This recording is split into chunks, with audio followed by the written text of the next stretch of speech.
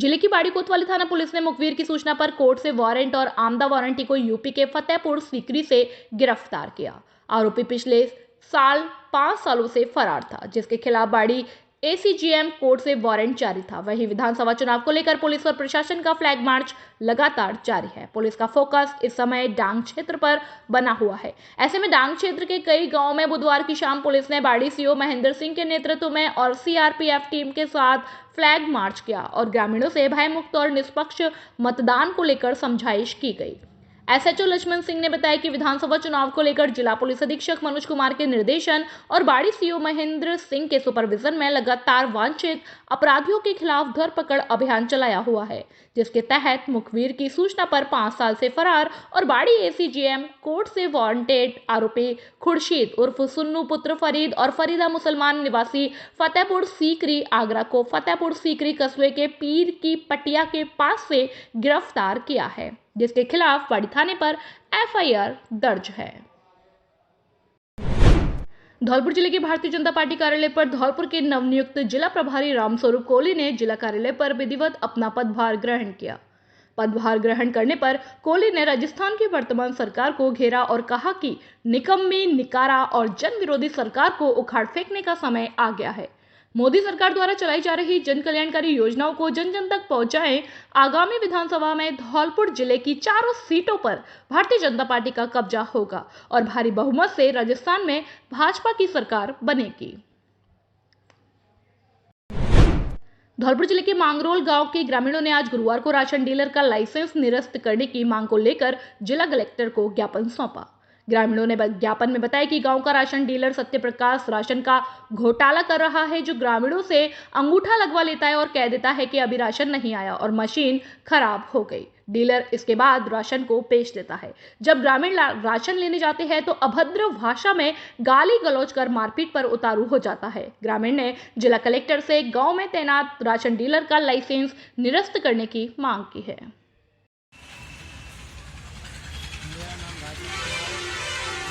ग्राम बालगोंड का निवासी हूँ और ग्राम पंचायत मांगरोल में सत्यप्रकाश डीलर है।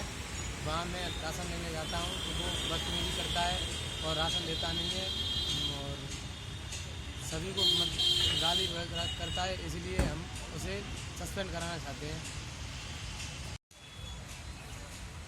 मेरा नाम हुकम सिंह है। ग्राम पंचायत मांगरोल में डीलर के हेतु मैं शिकायत करना चाहता हूँ। मतलब हमारी बालगोंदपुरा से लेडी है, लड़कियाँ जाती हैं तो बदतमीजी करता है, राशन नहीं देता है।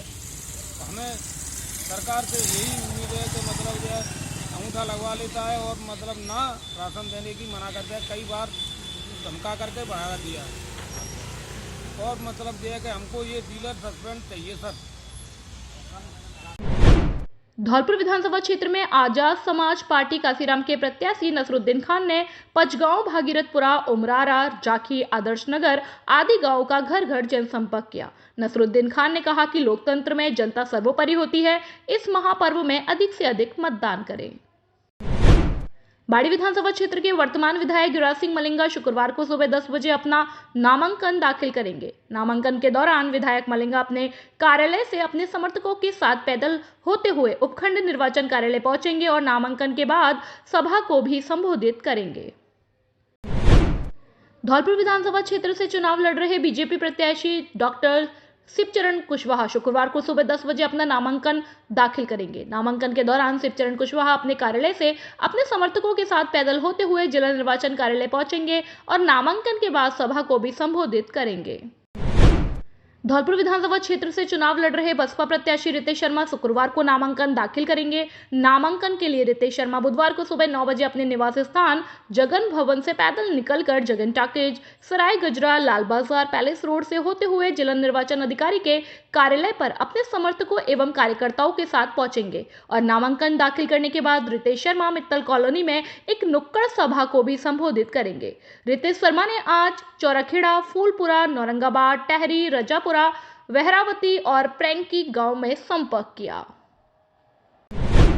धौलपुर जिले के गांव भिलगांव में स्थित गुर्जा में ग्रामीणों को पानी की किल्लत से जूझना पड़ रहा है। 2 हैंडपंप खराब हो जाने से ग्रामीणों को कई किलोमीटर से दूर पानी लाना पड़ रहा है। ग्रामीणों ने हैंडपंप खराब होने की सूचना सरपंच को दी, लेकिन कोई सुनवाई नहीं हुई। ग्रामीणों का कहना है कि पानी के लिए खासी समस्या का सामना करना पड़ रहा है। अगर समस्या का समाधान जल्द नहीं किया गया तो कोई भी ग्रामीण चुनाव में मतदान नहीं करेगा। ग्रामीणों ने बताया कि गांव में पानी एवं एक ही टंकी है, वो भी सूखी पड़ी हुई है। ग्रामीण खराब पड़े हुए दोनों हैंडपंप पर निर्भर हैं। ग्रामीणों ने कई बार जलदाय विभाग के अधिकारियों को भी अवगत करा दिया, लेकिन हैंडपंप सही नहीं कराए हैं। हमारे यहाँ पर कोई पानी की व्यवस्था नहीं है। हमने सभी से कह लिया और वोट मांगने के लिए भी आते हैं, बोलते हैं कर जाएंगे सही, कोई सही करने वाला नहीं आ रहा है। हम किसी भी बूथ पर वोट डालने के लिए नहीं जाएंगे अगर हमारा काम नहीं होगा तो। कोई भी आता है, वोट मांगता है, वोट मांग के चला जाता है, लेकिन हमारी सुनवाई नहीं कर रहा है कोई। हम किसी भी बूथ पर वोटिंग, हमारे गांव का कोई भी इंसान बूथ पर वोटिंग डालने के लिए नहीं जाएगा अगर हमारी सुनवाई नहीं हुई तो। हमारे वोट में कम से कम 250 हम ना जा रहे कुछ ना कहता हूँ। अगर वहाँ काम नहीं हुए तो तेल लगा हुआ सब दुनियादारी। मैं इंद्रेश गुर्जा से बोल रहा हूँ, आमली गुर्जा, पोस्ट सरानी खेड़ा धौलपुर। हमारे यहाँ पानी की बहुत कमी है। हैंडपंप है दोनों खराब पड़े हैं। सरपंच इनसे कह दी तो एक बार बनवाए के फिर दोबारा तो कोई ने नाम ले उन्होंने बड़े बड़े अधिकारी थे, जो एमएलए थे, पहले थे, सगन थे, कह रहा कि लेकिन पानी नहीं की कोई सुनवाई कहीं ना रही। उसके अलावा भी फिर भी हमें कम से कम 1-1.5 किलोमीटर तो पानी भर के लाना पड़ रहा है। जनीमान सिंह में पानी की इतनी बड़ी परेशानी है कि ताकत से ज़्यादा। और हथनाने का कोई छोड़ो हो, कोई बकाया मैंने कोई अधिकारी छोड़ो नाने पर कोई सुनवाई ना हरी पानी की। अगर कोई सुन ले तो भैया हमारी मदद करे।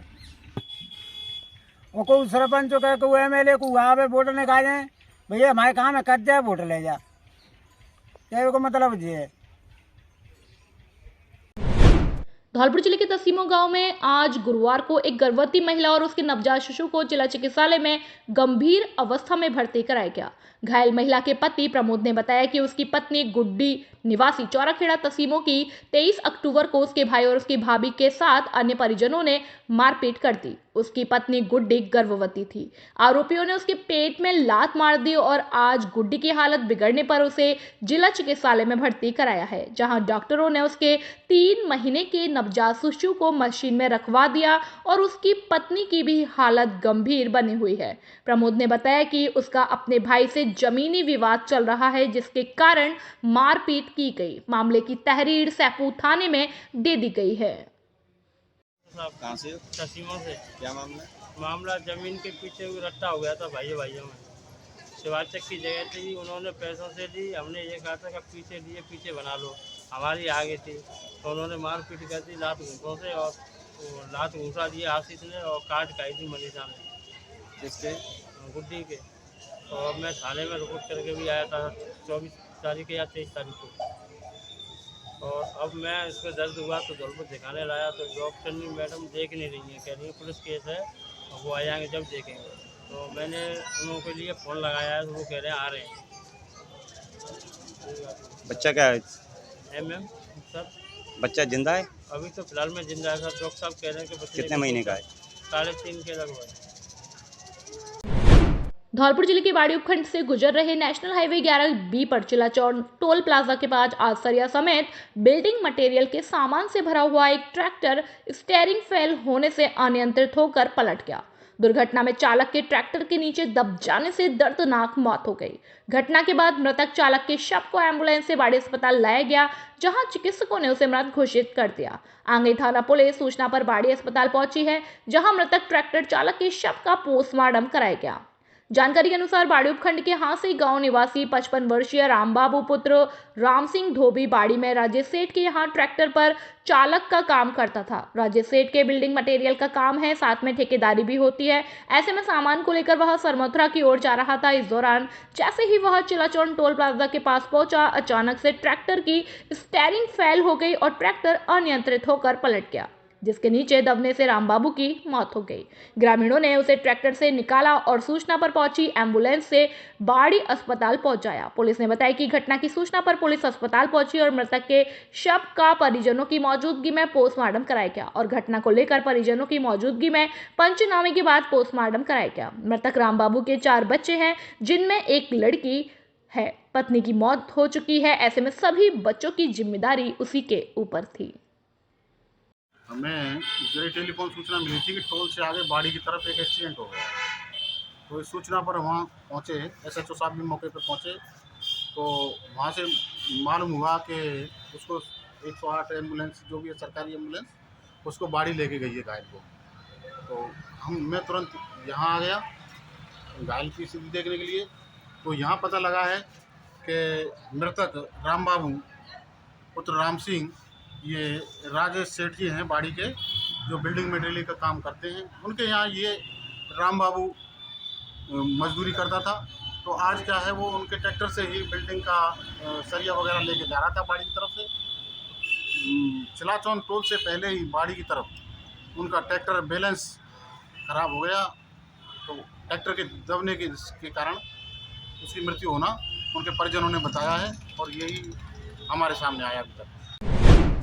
बीजेपी ने आज गुरुवार को 58 प्रत्याशियों की सूची जारी कर धौलपुर जिले के बसेड़ी विधानसभा क्षेत्र से पूर्व विधायक सुखराम कोली को टिकट देकर भरोसा जताया।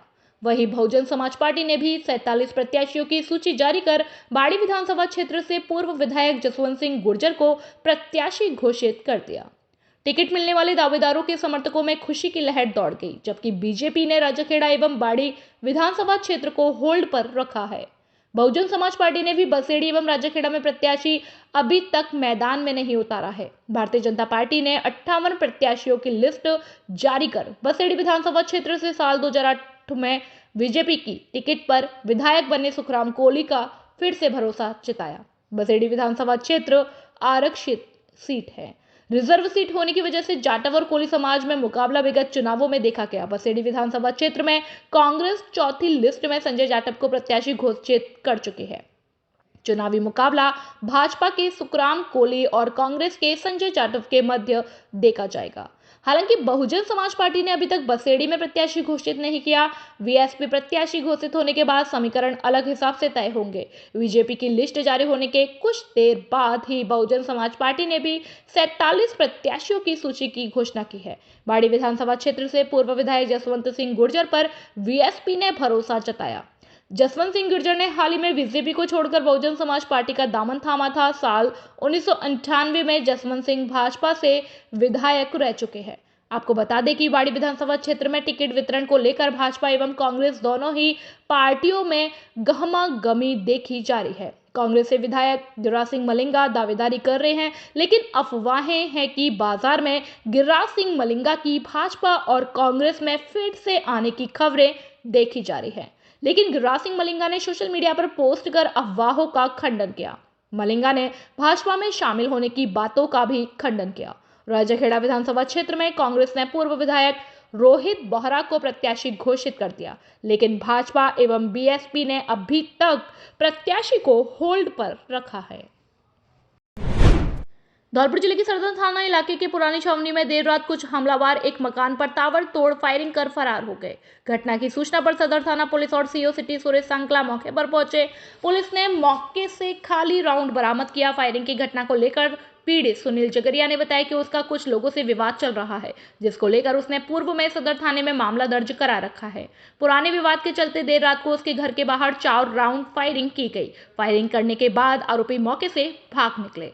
घटना की सूचना पर मौके पर पहुंचे सीओ सिटी सुरेश सांकला ने बताया कि पीड़ित का कुछ लोगों के साथ विवाद चल रहा है, जिसको लेकर पुरानी छावनी में एक पक्ष द्वारा दूसरे पक्ष के घर पर फायरिंग करने की जानकारी सामने आई थी।